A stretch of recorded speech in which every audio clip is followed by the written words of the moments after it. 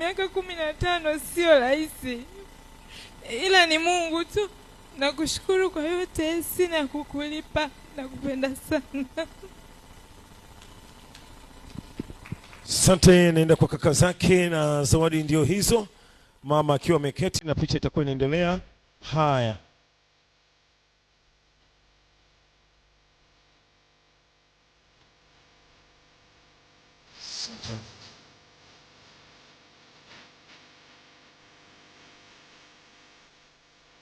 toa zawadi kwa ndugu zake.